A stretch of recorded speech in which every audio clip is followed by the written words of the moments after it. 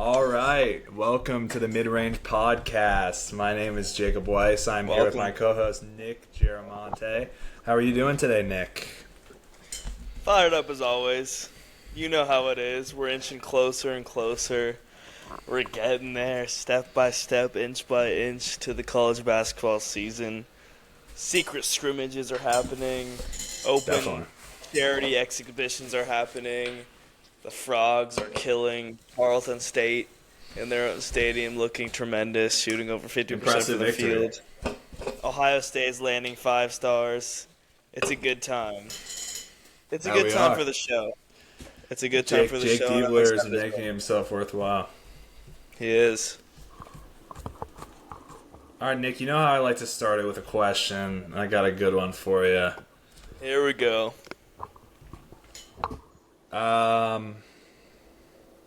There's a lot of coaches in the SEC, a lot of history, a lot of great names, great coaches, but one that I know you love is Coach Cal. There's one, yes, Coach Cal. Coach Calipari, the greatest coach in college basketball history.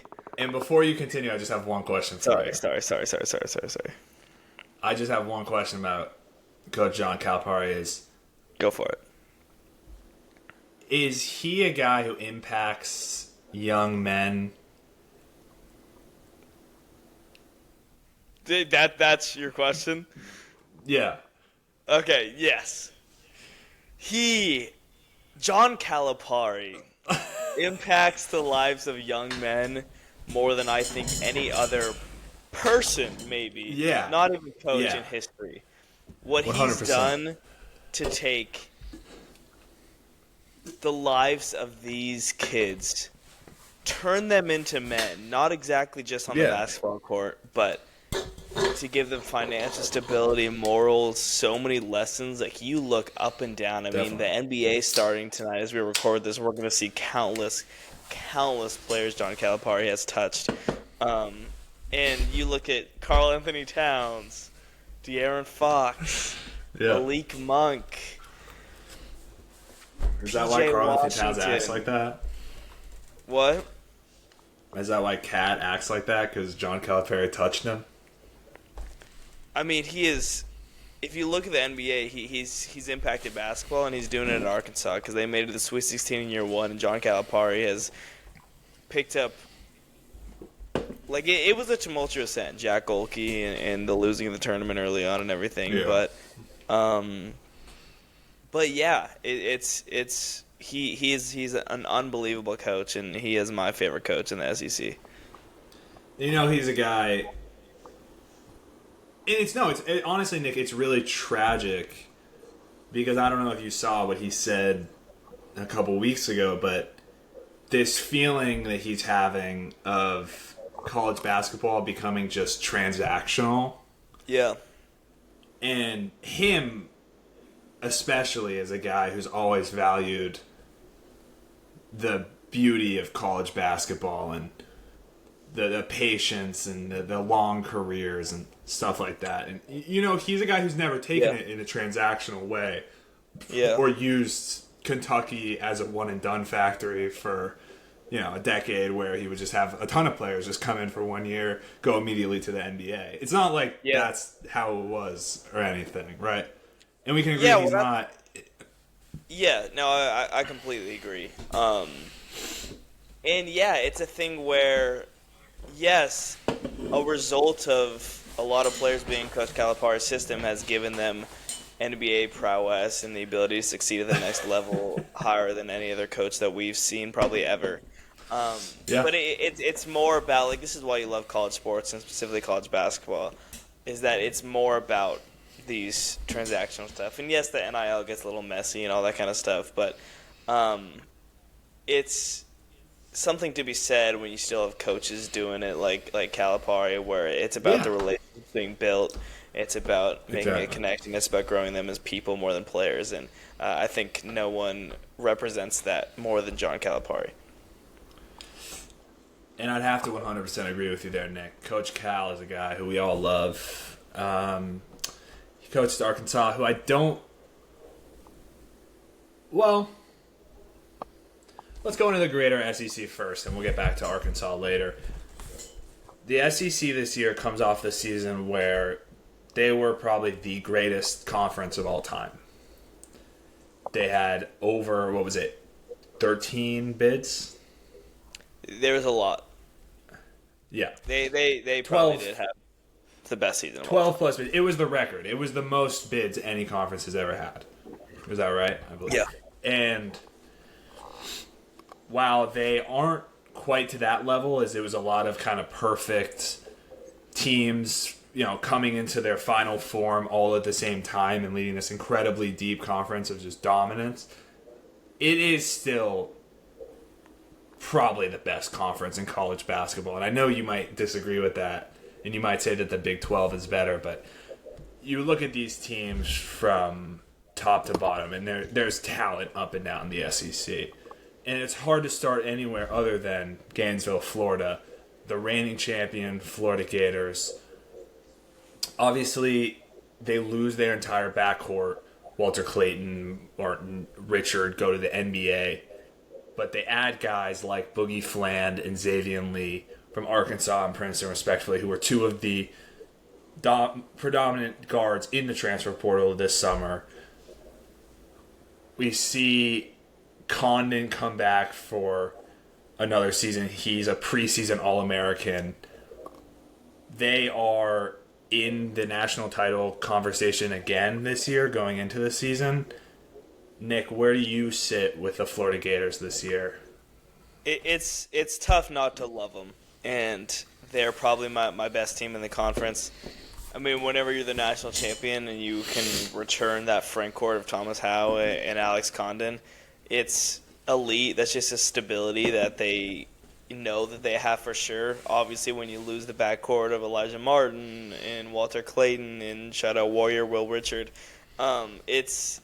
it's tough, and that's going to be the concern, is the depth beyond the starting five and probably the chemistry between the new guards of Cal product, Boogie Fland from Arkansas, and then Xavier Lee, who's been one of the best mid-major players out over there in the Ivy League for seems like a while now.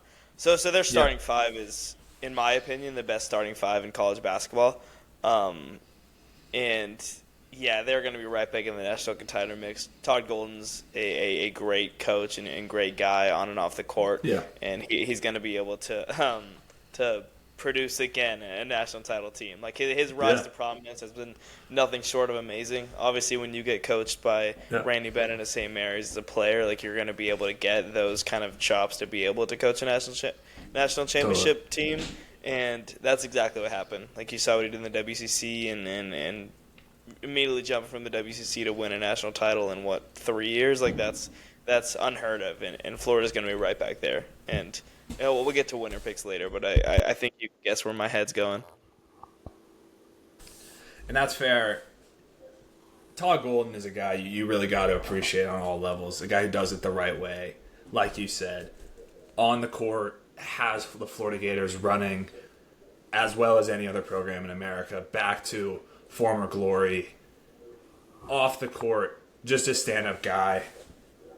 Always doing the right things. You got to appreciate that on a certain level.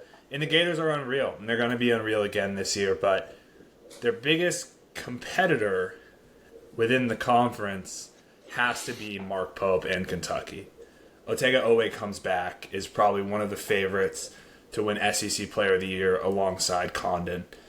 Jalen Lowe comes in from Pitt, who's a high-scoring guard last year, maybe a little inefficient, but I think the guy who's getting the most hype is Jaden Quaintance from ASU, who's an incredibly long, incredibly athletic freak defender, who he is coming off an ACL tear, but if you remember what Rocco Miller was saying to us last week, it seems like he's going to be ready to play almost immediately, which is pretty unbelievable because he tore his ACL like 5 months ago. I don't really even know how it's possible, and I'm definitely doubting it until I see it.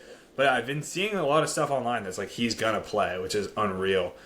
The Kentucky spent a lot of money to bolster this roster for Mark Pope after he proved last year how great of a head coach he is.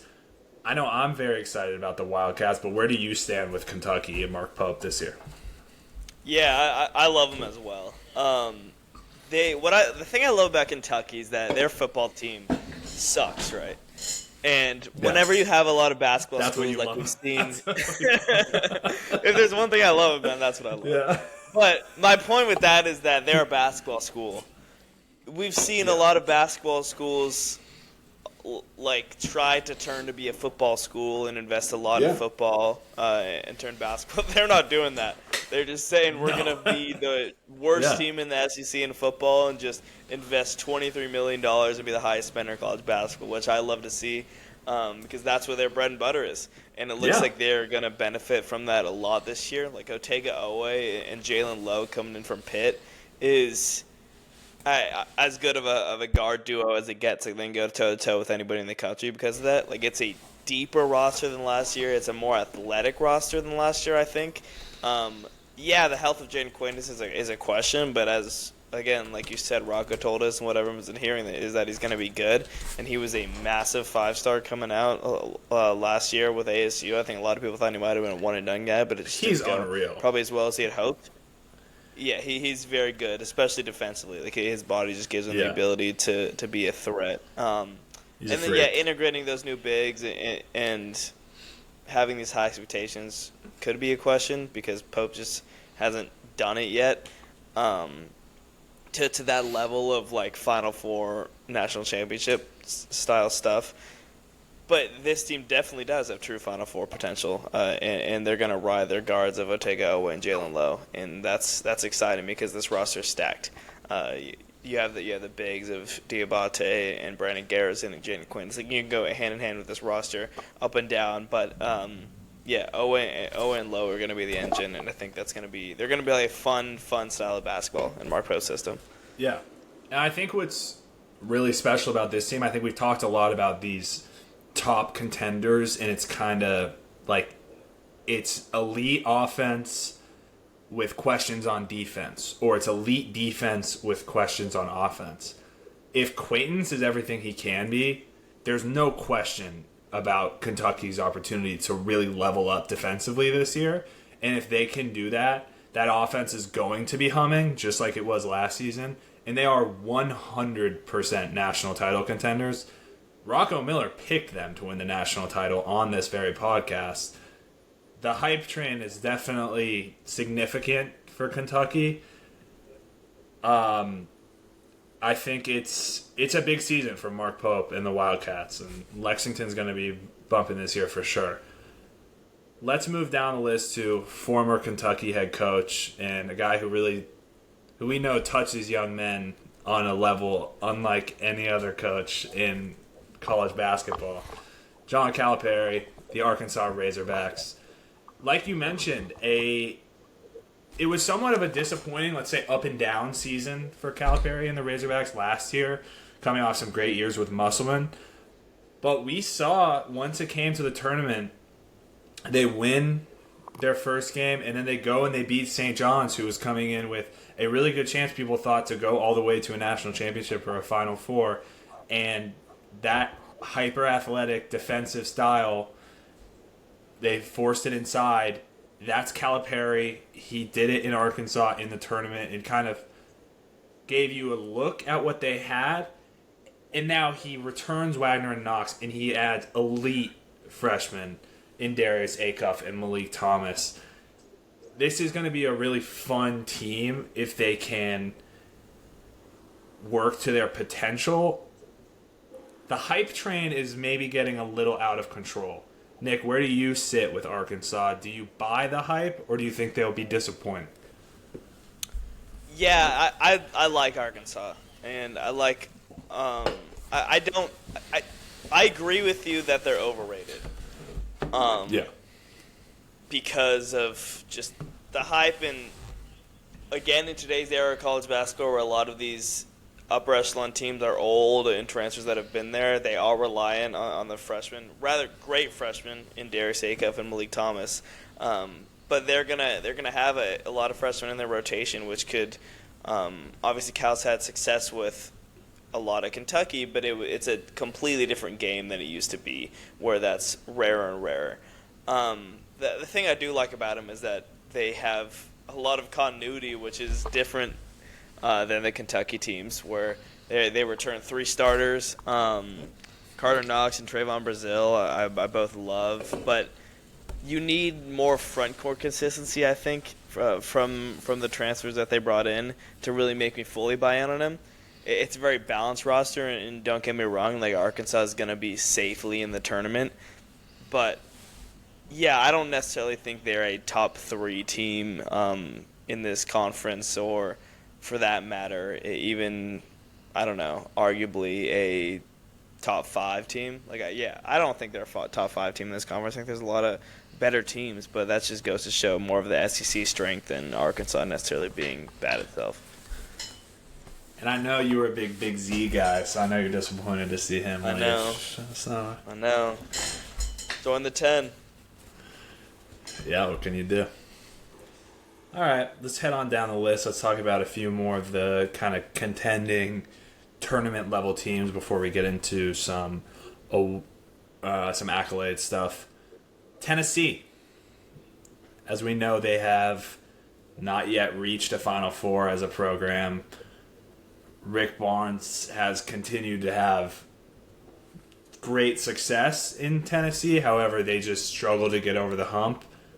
Same old Tennessee, football and basketball, I guess. They look to have maybe a bit of a surprise year this year to some extent, because they lose Zakai Ziegler, they lose Lanier, but they bring in Jacoby Gillespie from Maryland, who's a very good player, and a top 5 freshman in the country, and Nate Ament, who, if you follow what's coming out of Knoxville, this guy is supposed to be like unreal, like DeBanza, Boozer level guy, and he's rated as such.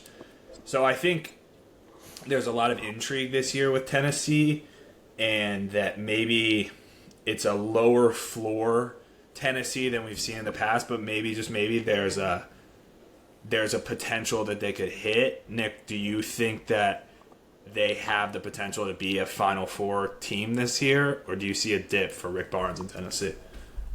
Yeah, I do think they could be a Final Four team. I love Tennessee. I think like you said, losing Ziegler, losing Chaz, and then I think an underrated loss is Santiago Vescovi, who had been there a while and kind of been like their heartbeat of their team, their leader there. There's a very good case that Tennessee could have the top transfer coming in Jacoby Gillespie from Maryland, and the top freshman in Nate Ament. Like you said, I'm all in on Nate Ament. I think he's going to be a top 5 pick once the season ends. And whenever you have guys like that, it's going to be a very, very, very high ceiling team. I think, Final Four is 100% the picture. I think they're going to ride that duo of Gillespie and Ament to a great point. And they also have guys like Felix Okpara and some other guys like Cade Phillips, Jalen Carey, like some other good role players to go around it. But it's always scary when you are so dependent. Like you said, like the floor is probably lower, that you're dependent on a freshman and a transfer coming in. But these are 2 special guys that I'm willing to give them the benefit of the doubt and say that they're going to boom. So, I do like Tennessee. I think Tennessee could very well be a top 3 team in the SEC, right up there with Florida and Kentucky. So you would have them over Arkansas then? 100%. I think they're easily over Arkansas. That's fair. Were you online at all earlier in I think it was early October or late September when Nate Ament became the number 1 player in the country for like 12 hours? Oh, yeah. I do remember that. And DP jumped him. Yeah. Yeah. It was like the whole, like it was all like, oh, we got the number 1 player, And then like the next morning it was like, wait, no, he's not. No recruiting. That cracks me up.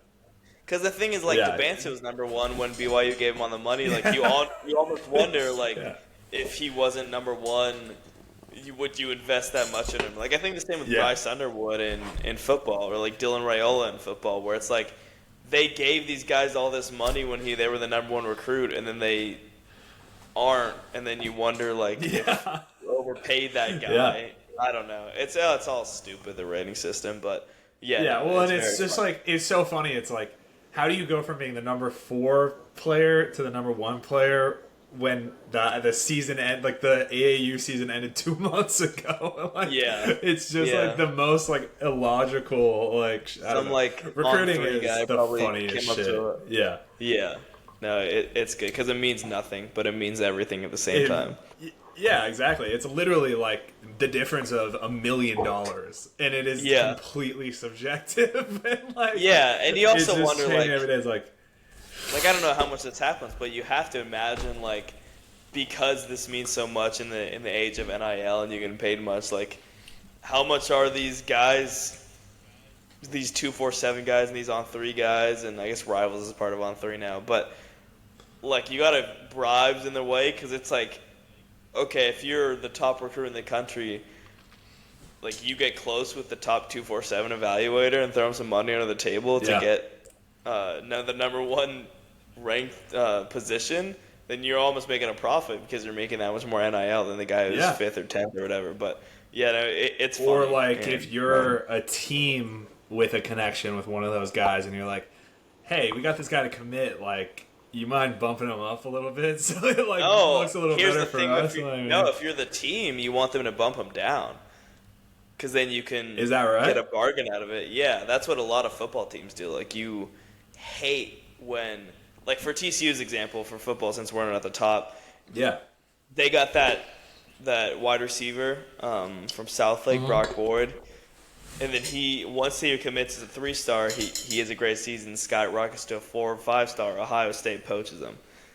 So then you're like, well, damn, we want these guys to kind of slide under the table. So I think that's the also alter ego of this whole thing. Like, yes, it's a flex to have like the top-rated guy in the top-rated recruiting class, but at the end of the day, like results are better than those things. Yeah. I guess you're looking at it from kind of a TCU perspective. I'm looking at it from like an Ohio State perspective. So when you have unlimited money, I guess it doesn't matter. Yeah, TCU is so poor and sad. Like they can't afford it. Well, I mean, I don't know if you look at basketball. Yeah, but I mean that's a matter of where's the money going and how much money is being given. Not is the alumni base have the money. That I will say. But beside the point, that's a whole different conversation. That's a conversation for another episode. But let's talk about Nate Oates. Let's talk about threes. Let's talk about layups, and let's talk about free throws. Alabama and the Crimson Tide come into a season with maybe lower expectations than they've had the last few years, where they've kind of come in as a presumed Final Four, presumed top 5 type team. They come into this season ranked behind Arkansas at 15. A lot of turnover. Obviously, Mark Sears, who has been one of the best players in college basketball for a few years now, is gone, and they have a new centerpiece of the offense, LeBaron Philon, who I know you're very high on. Alabama, what do you think? Is this a contending team in the SEC? Is this make a run of the tournament team, or where are you at? I like Alabama a lot, and that's because mainly I love LeBaron Philon. Like LeBaron Philon, there's an account on X.com, the Everything app, that posts like, it's almost like a burner that just posts like LeBaron Philon practice highlights, and he's like the most unreal player of all time. And then when you put a guy like LeBaron Philon, and he was very good with Mark Sears at the helm, but you put him in a NATO system where he's the guy, like LeBaron Philon is going to be a Player of the Year candidate, an All-American candidate, one of the best players in the country. And I'm not even, like, this isn't even like an In Jackson thing. No. This isn't even like this is like a legit, like, LeBaron Philon is that dude. And he's going to be the catalyst. This is going to be the catalyst of Alabama, and they're going to ride and die with him, and I think they're going to ride with him for the most part. You also surround, let's say, you surround LeBaron Philon with shooters like Aiden Holloway, who has all the talent in the world and is ready to take the next step. You also return Latrell Wrightsell. The front court is iffy. I will say that. And the defense is scary because they are going to be playing a lot of smaller lineups with Phylon, Holloway, Wrightsell, and they're going to be playing a lot of triple digits, like 110 to 105 type games. Yeah. Aiden Sherrill is a guy who's going to have to take a big leap forward. He was a minimal rotational player in his freshman season, but he's going to have to be big now because they don't really have a ton of skilled bigs. But as long as LeBaron Phylon is healthy, like Alabama, there's no ceiling to their team because Phylon is that good. Like, just search LeBaron Phylon on X.com, the Everything app. Everything happens on X because the Everything includes LeBaron Phylon hype and LeBaron Phylon highlights, and LeBaron Phylon is truly unbelievable. Yeah, he's him. Buy stock now, you're saying. Wow, it's still cheap. Yeah. All the stock. I mean, you look at NATO's system, like you look what Mark Sears did. LeBaron Phylon's probably more skilled even than a Mark Sears. And that's insane praise because I love short guys who aren't that most athletic, but LeBaron Phylon is LeBaron Phylon. Like, watch LeBaron Phylon highlights. It's a whole other level. LeBaron Phylon. Yeah. LeBaron Phylon. LeBaron Phylon is going to LeBaron Phylon, and LeBaron Phylon is going to take Alabama to however far LeBaron Phylon can take them. Because the standard is the standard. And Alabama is LeBaron Phylon. Alabama is LeBaron Phylon. That's going on a TikTok for sure. That's going LeBaron Phylon. I mean, LeBaron. You want me to talk about LeBaron Phylon? I'll talk about LeBaron Phylon because LeBaron Phylon gets me fired up. You're trying to trick the AI into giving you a good one. Well, I mean, you asked me about Alabama. If I look at Alabama guards, like it was Mark Sears last year, and then it was LeBaron Phylon was kind of the Robin. And then, like, LeBaron Phylon is going to be the Batman this year. And I know, like, you look at the stats, and it's like, all right, LeBaron Phylon only put up, like, 10 points a game. He wasn't that great. Yeah. He was only playing 25 minutes. But, like, just watch the kid play. He's 6'4". He's a guard. Yeah. He's a combo guard. Like, LeBaron Phylon can ball with the best of them. He's the complete package. And that's that. And we're in on LeBaron Phylon. It's an official mid-range stamp of approval on LeBaron Phylon. Are you riding with LeBaron Phylon too? Dude, if you are this passionate about anything, I'm gonna ride with you until the fucking wheels fall off, dude. LeBaron Phylon. I'm in. Well, let's look at Alabama. LeBaron Phylon in Jackson. I'm coming with you with these guys. Week 1. Look at Alabama's non-conference. Week 1. Let me through it. Saturday. St. John's. Oh. LeBaron Phylon I didn't even know that. In Jackson. The mid-range bowl. Oh my god. Oh my god. It's like pornography on national television. What a beautiful moment. And then, you know who they play next after the St. John's game? Tell me. LeBaron Phylon, Thursday, versus number 1 Purdue and Braden Smith. Oh, yeah. You get back-to-back games. Give me that of game. LeBaron Phylon in Jackson and LeBaron Phylon, Braden Smith. And then after that, they go the next Wednesday, LeBaron Phylon versus Big Z. This is all back-to-back-to-back. In Illinois. Yeah, that's genuinely an incredibly difficult non-con. And then after that, you go LeBaron Phylon versus number 21 Gonzaga in the Mark Few defense. Yeah, but we know Mark Few is done. Yeah. And then you go UNLV, Clemson, UTSA, Arizona. I mean... Arizona, you're just wiping right past Calipari in Arizona. I mean, this is a gauntlet for the non-con for Alabama. Yeah. And LeBaron Phylon. That shows the confidence that Nate Oates has in his team, led by LeBaron Phylon. So that's it. I'm just excited to watch because he's gonna have a lot of primetime matchups early on where he has the ability to stamp his name as one of the best players in the nation, and I think he's gonna do that.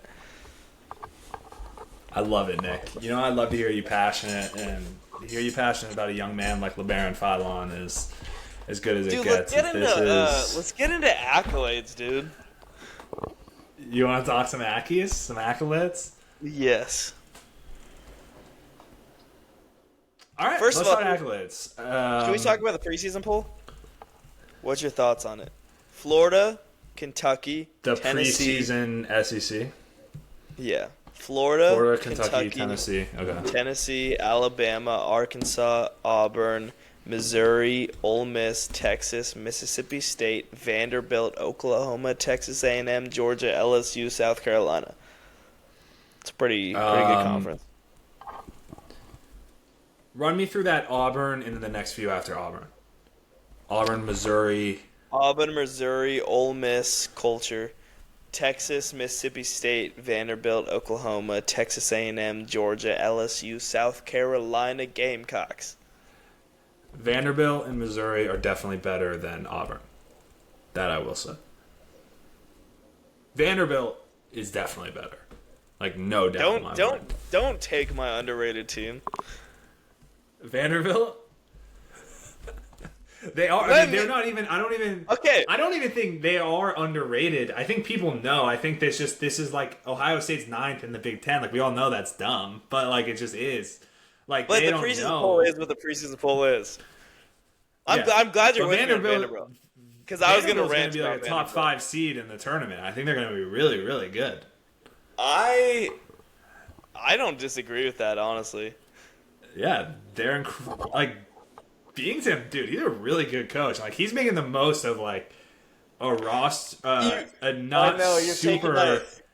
You're taking my whole flow, but I love it. I love it. No, I love it. I'm in on Vanderbilt, and like I love it. I love it. We'll talk about underrated teams, and you can do your Vanderbilt skill because I'll go with a different team down there when we get to it. Let's get into the meat and potatoes right now, Nick. Dude. Give me your champion for the SEC. I talked about it before. I love this Florida team, and I love Todd Golden and I can't what believe they've you're done. Going with Florida. I'm going with Florida. Florida's my SEC champion. You can get cute. You can do all these stuff. I'm gonna take Thomas Howell. I'm gonna take Alex Condon. I'm gonna take Boogie Flynn. I'm gonna take Xavier Lee. I love Xavier Lee. You're gonna take a trip down to Delta Chi. Yeah, you're well. Okay, you're gonna take. Yeah,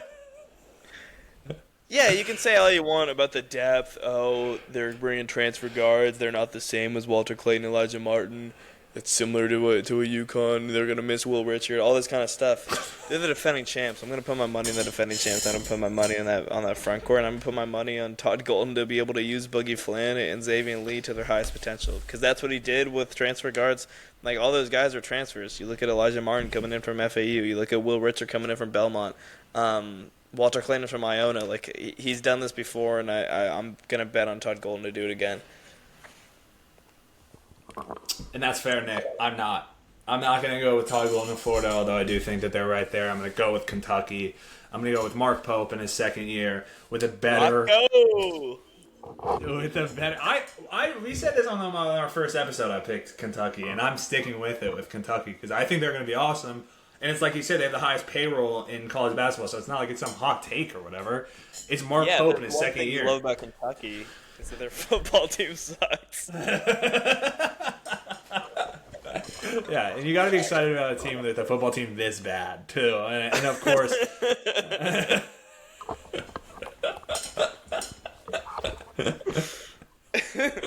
No, Kentucky's good. Kentucky's amazing. I'll tell you, Owe is a monster. Jalen Lowe comes in at point guard. We talked about Quintons. Quintons is going to be a contender, All-American contender, if he plays. If he's actually healthy, he is an All-American contender. He was good. He wasn't that good at Arizona State. Dude, this guy's got the mentality. Have you heard him talk? Okay. He is so nerdy that I have like full faith in him. Like, he's so like strange. I'm all in on him, and like Diabate in that front court as well is going to be great. They're going to have really good defense to go along with it. What is one of the best schemed offenses and a lot of talent on offense. I'm going to go with Kentucky. Mark Pope in year 2, winning the SEC, bringing Kentucky back to former glory. Final Four, Kentucky, book it right now. they're headed to Indianapolis. I like it. All right. And on that note, where do we go next? You want to give me a overrated team? Yeah, I'm gonna go Auburn. The Bruce Pearl retirement definitely scares me a little bit. I know they still kept a lot, but I think that sudden can affect you, like we saw with Tony Bennett in Virginia last year. And I just don't love that situation. They just lost a scrimmage to Oklahoma State, which I think is a very good representation of what conference is better. When you look at the depth of the Big 12 team that's going against what a lot of people. Hey, that's just culture. Ole Miss is a program of culture, and they're a whole different story. I'm not picking Ole Miss as my most overrated team. I'm picking Auburn because I love Tahad Pettiford. I think he's ready to take that next step. Yeah. He's young still. I like the transfer they brought in, Keyshawn Murphy from Mississippi State. And then Keyshawn Hall was the leading scorer of the Big 12 for a large portion of the year last season at UCF. They had size and scoring, but their youth scares me. And again, the ability of Stephen Pearl to coach in these SEC games that are going to be tight with, again, a lot of youth compared to the rest of the conference scares me too. So, I think they're still a tournament team and everything, but where were they picked? They're picked 6 in the SEC preseason poll. Yeah, they're a much worse team than 6 in the SEC. So, that's where I stand on Auburn. Yeah, and I know you've been particularly critical about Bruce Pearl and his politics and things of that nature. I have not commented. I know that's something you've been really focused on, and so I understand why you're taking this stand against Auburn. Yeah, they probably will. I mean, they're just they just are overrated. Like, it's not even like it's a good pick. It's just obvious. Like, how are they the 7th best team in the SEC? They lost so much from last year. Other than Pettiford, they're looking to kind of like make chicken salad out of chicken shit to some standpoint with a coach that has 0 experience and is the pretty obviously only got the job because he's the last head coach's son. Like, it's not that complicated. They are overrated. I will pick another team just to keep it interesting, and I'll go with Arkansas because I think Arkansas is, like you were saying, relying a lot on freshmen. You're retweeting TCU shit. Go. Tell me about Arkansas. Arkansas is relying on a lot of young players. I think Darius Acuff can be really, really good, and I hope that he is, but I don't think he's quite on the level of some of these elite guards around the country. And I question if Calipari, with high expectations, is a guy that I want to bet on. As we've seen in the past, he's disappointed, and I'm not gonna fall for it unless they prove me wrong. Because, like, last year they weren't anything special until they won 2 games in the tournament. And I also think what always happens with these teams is they win as underdogs in the tournament, and we're like, oh, they're actually good. They're going to be good. And then, like, they end up disappointing. So I'm going to go with Arkansas as a disappointing team. And then why don't you give me the underrated spiel here? Go ahead. Talk about Vanderbilt. It's Vanderbilt.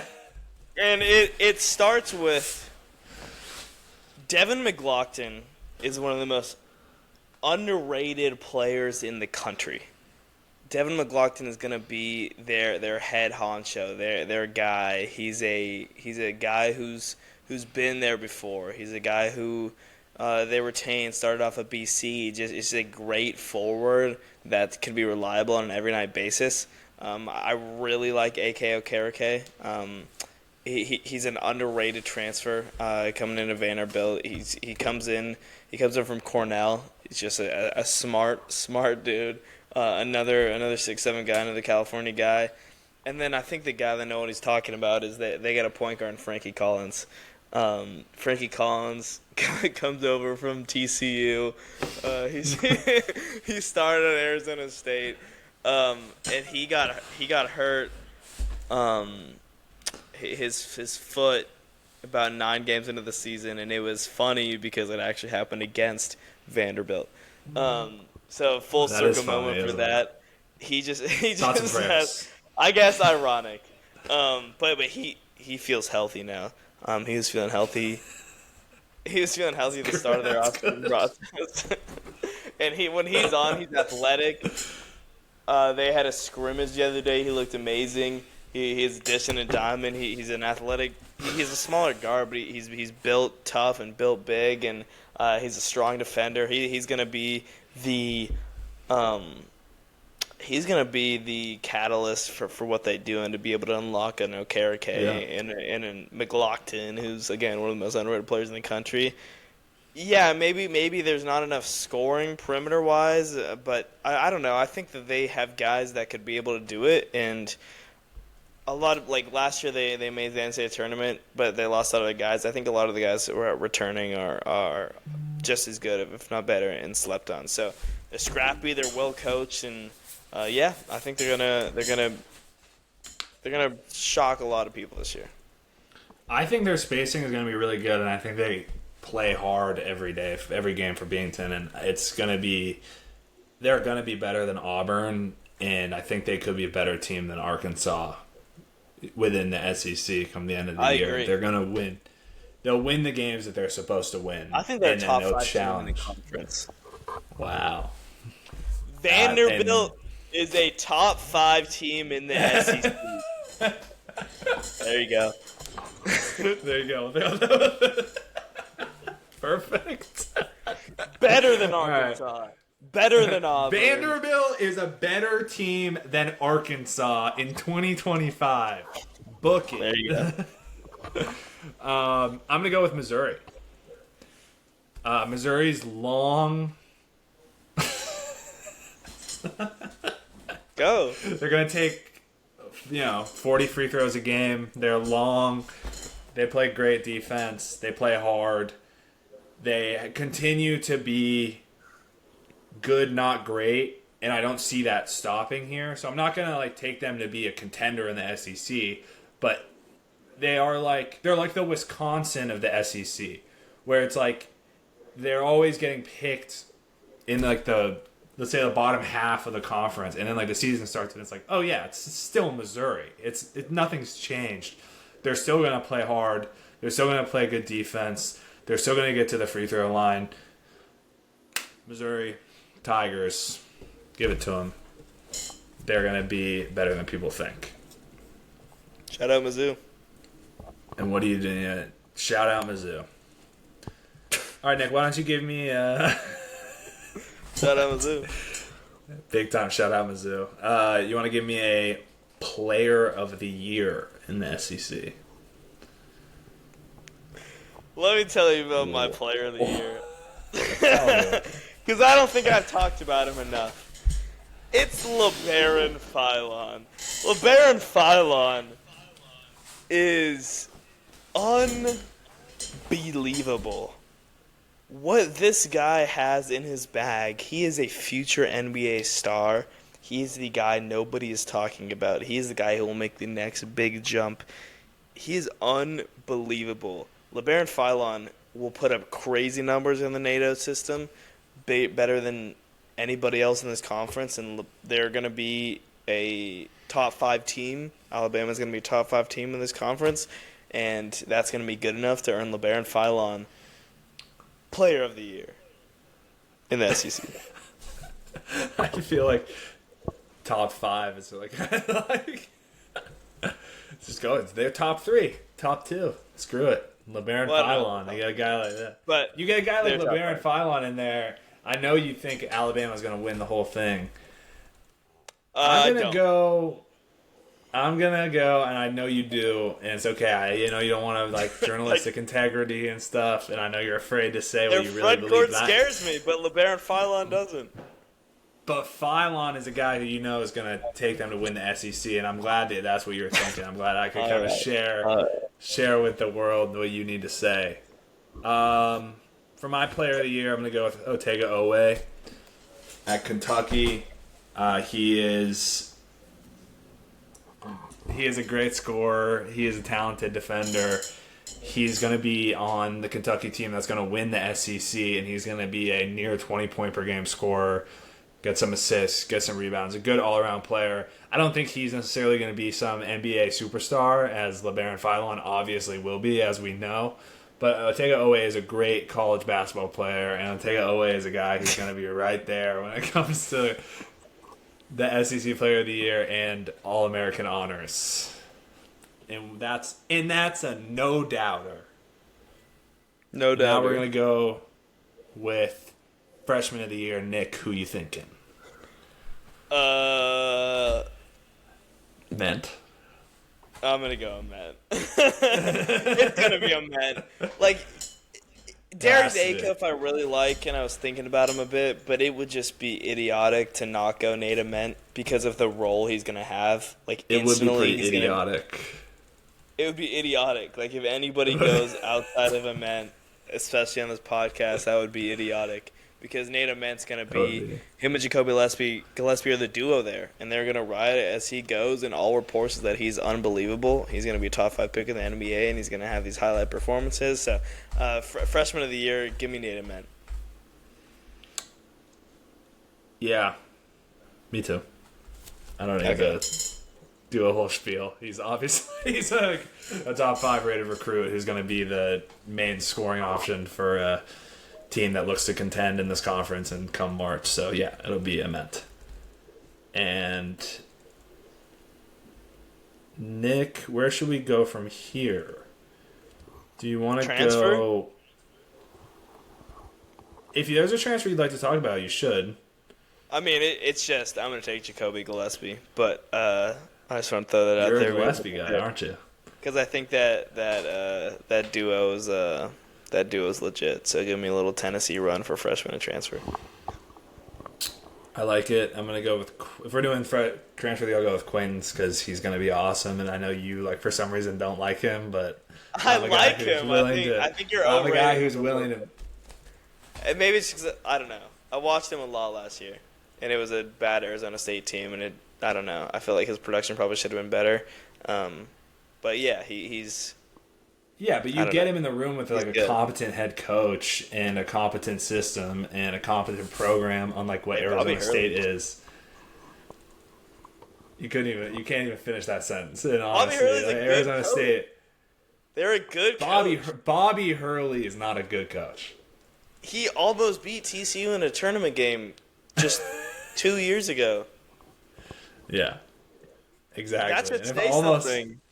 Yeah, almost beating TCU. He was close. Yeah. Yeah, so was Jim Harbaugh, to be fair. So we'll give them both credit for that. That wasn't close. Yeah, they kicked their ass.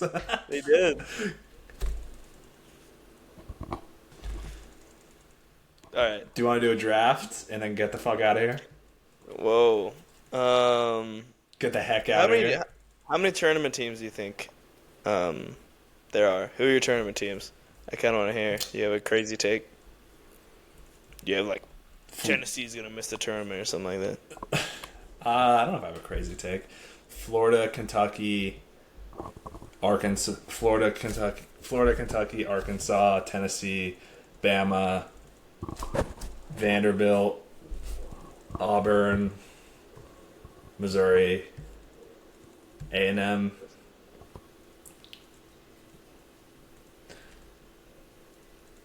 That might be it. No Auburn? I said Auburn. Oh, okay. No Texas, though. No Mississippi State? Josh Hubbard? Brandon Walker? Played against TCU last year? Yeah, Mississippi State. I don't know. They're just boring. Right. I guess they probably will make the tournament, but I don't know. If you have strong feelings, the thing is, like, the honest answer is probably that once again 12 teams or like 11, 12 teams are gonna make it.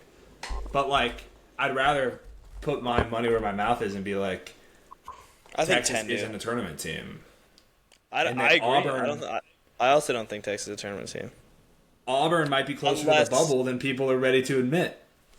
In 5 days after recording this, TCU and Texas playing a closed secret scrimmage. My take on Texas will be based off of that team or that scrimmage. In either way, it's going to be that Texas is amazing. Texas is amazing. Honestly, if TCU Texas wins, I just wish my opinion.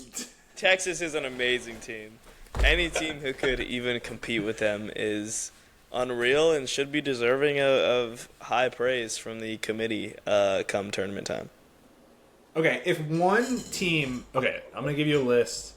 Auburn, Alabama, Tennessee, Arkansas, Kentucky, and Florida. If one of those teams has a disaster season and doesn't make the tournament, who is it going to be? And you can't pick Auburn. I'm taking Auburn out of it. So the other 5. Wait, what are you? Alabama, what are the Tennessee, teams? Alabama, Tennessee, Arkansas, Kentucky, and Florida. One of these teams has a season from hell and doesn't make the tournament. Arkansas for sure. Just because the freshmen and their front court is scary. And is that something you genuinely believe could happen?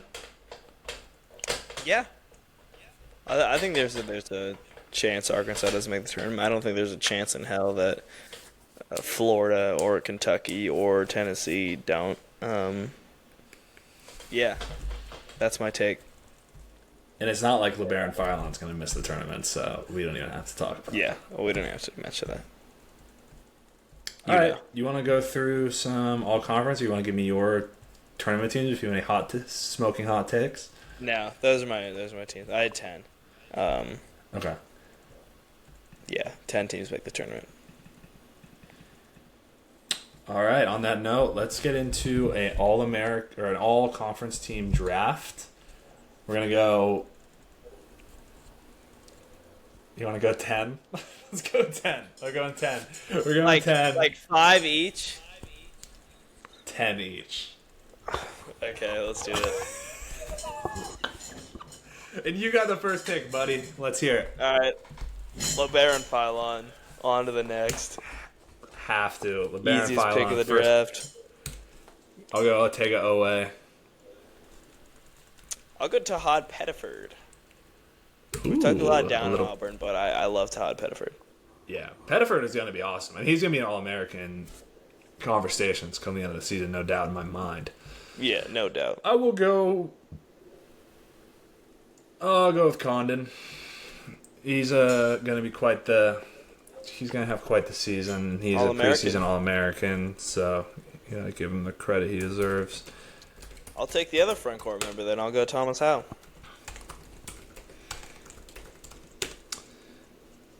All right, Nick.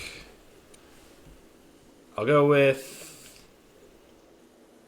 my guy Quaintance. Since you're doubting him so much, I'll take the risk here. I'll say he's gonna be an All-American and an All-Conference player. Okay. And that Bobby Hurley ruined him. I'm gonna go Josh Hubbard, Mississippi State. He's the guy there. He's been there a while. He's already had crazy production. Yeah. Josh Hubbard is going to put up some crazy numbers this year, and I think Mississippi State's going to make the tournament. He will definitely be up there. I'll go with Nate Ament at Tennessee. We both picked him as freshman of the year. If he wins freshman of the year, he's probably going to be in this conversation. So let's do it. All right. I'll go with the other Tennessee star. I'll go Jacoby Gillespie. I think Jacoby Gillespie is going to flourish in the Rick Barnes system. That you do. Handling the ball. Zakai Ziegler. I'll go with McLaughlin at Vanderbilt. You called him the most underrated player in the country. I like He's going to be a big part of their season, and I'll rock with him. Glock it. I'm gonna go Anthony Robinson II from Missouri. He's a very talented point guard, and I think I'm a little higher on Missouri than you. But yeah, I just like his ability to lead the team this year. I'll go with Boogie Fland. coming over to Florida from Arkansas. He's going to have a big year. And I think I know who you're going to go with next. You have no idea who I'm going to go with next. Okay. Because I'm going to double up on Mizzou. And I'm going to go Mark Mitchell, Mizzou. Oh. Tigers coming over from Duke. He already had 1 year with Mizzou last year. Coming back. Mark Mitchell. Talented. I love it. And I will go with the other guard at Florida, Xavier Lee. Comes over from Princeton. One of the best mid-major players in the country for multiple years. Give me Xavier Lee. All right, I'm going to go, let's go Brandon Garrison, Kentucky. A top 2 big man on Kentucky. He has Oklahoma State experience, had 1 year in the system, and yeah, I like Brandon Garrison in the system in year 2. And that's fair. I'm gonna go with a European guy who comes into Ole Miss. You know, that's a culture team, as we both know. I'm gonna go with Elis Comardine from France to have a big year for the Rebels. Culture. Do you know what that is? Do you know the backstory of culture? No, well, to run me through it, I just thought it was a Chris Beard joke. Well, it kind of is, but that's actually what they use as like their slogan. Like the Ole Miss slogan under Chris Beard is culture. So whenever they get a recruit, it's like hashtag culture, which is ironic. Funny. Yes, yeah. Culture. Because he has not necessarily promoted the best culture in the past. Yes. Yeah. I'm gonna go with. Yes, I understand. I'm gonna go with Muhammad Diabate. Like Kentucky has so many good big men that, like, I don't even know if Quaintance is the top 2 big man on Kentucky. I think Muhammad Diabate coming over from Alabama is better, and I think Garrison is better. So I like the ability of Diabate in Pope's system. So yeah, give me Muhammad Diabate. Diabate. You can have him. How many players do we have left? I think we have like 9 left. Actually? No, we have like 2. We have like... Okay. Let's say one more round after this one. Okay. Because I'm running out of names. So I'm going to go with Jalen Lowe, who comes into Kentucky from Pitt. Big-time scorer. Dropped 30-something on Ohio State last year. So I'm going to go with my guy, A.K. Okereke. Yeah. From Cornell to Vanderbilt. Okereke. He's a dog. He's a dog. Smart guy. Cornell to Vanderbilt. It's got to be right. He has to be, right? That's fair. Yeah, I'll go deep down to the basement of the SEC. I'll go to LSU, and I'll go with Dedon Thomas Jr. A big ad for LSU, and he's probably going to be their main option and could score a lot of points. And that's it. And that's the mid-range. Yeah, also we didn't talk about Texas A&M. Texas A&M, sleeper. They're going to make the tournament. Rocco was all in on Texas A&M. I'm all in on Texas A&M too. Giga Maggies, Texas A&M making the NCAA tournament. Yes, Buzz left.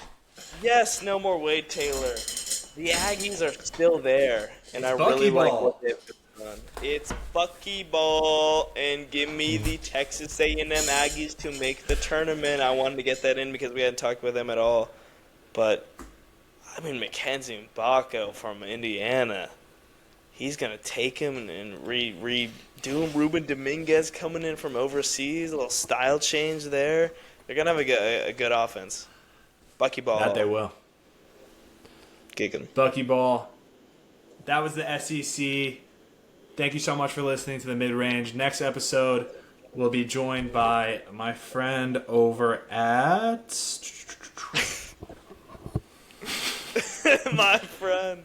Yes, I'm out next episode. Yeah, no Nick. I'm excited It's gonna be. to hear it. I had to find another person who knows. You're not gonna listen. That's the fuck part. Is you're actually not gonna listen. That's the most hurtful thing. Because I got my guy from College Court Talk coming in to talk ball with me. Be introduced to him on the next episode. No Nick, just me and him. It'll mostly be SEC. So this will be a big SEC week because he's a Tennessee guy. But yeah, I'm looking forward to talking to him. Kind of in the same boat as us, trying to build a little brand for himself. Also, yeah. Should we break down the Tarleton TCU scrimmage? Yeah, fuck it. Let's do a little Tarleton TCU talk now at the end of the pod. Can we talk about David Punch just a little bit? Yeah. Just a tad. You know what's interesting with David Punch? What I will say about him is I was listening. I remember hearing from him it was around a year ago, where he was in this interview and they asked him what's something that people don't know about you, that people don't know you can do on the basketball court. And what he said is, I can shoot the ball. And it's people don't know that David Punch can shoot the ball. And he goes and he only takes 10 threes last season, shoots about 50% from the free throw line. And he goes out against Tarleton State, and what is he? Oh, he's sniping. He's sniping. He's worked on that a lot of his game in the offseason. And he's a guy who's first one in, or one of the first one in, one of the last one out, because there's just so many hard workers on TCU's roster. But all Big 12 guy. Micah Robinson, all Big 12 guy contender. Bug Edwards, freshman of the year contender. I mean, to drop 8 points in a minute in that scrimmage, the Frogs look good. Their defense looks very impressive. A lot of people. And what did we learn? What did we learn about Tarleton in this? Oh, they're a good team. They're a well-coached team. New arena. Very, very nice arena. That was the first game in the new arena. Very, very nice. And to be able to welcome TCU and do it in that way, first-class organization. But yeah, I mean, a lot of people are talking about TCU out of the side of the purple and white scrimmage. I saw a lot of tweets across the nation and people on SportsCenter talking about it, and how the offense is great. They put up a lot of points, but the defense, they're a small team. I don't know about this defense in the purple and white, in the purple and white scrimmage. And they just go to Tarleton and hold them under 60 points, 54. It's unbelievable. Now we have a close scrimmage this weekend. I won't be able to talk about it for a while. I apologize until next week. But I'm excited for it. I'm stoked. I'm stoked for that opportunity against one of the best teams in the SEC. So, yeah, that's just my take on that. Was that a little teaser though? I think Texas is a very, very good team. Very, very solid team. Very. I thought you were saying. Never mind. Were you in the building at Tarleton or no?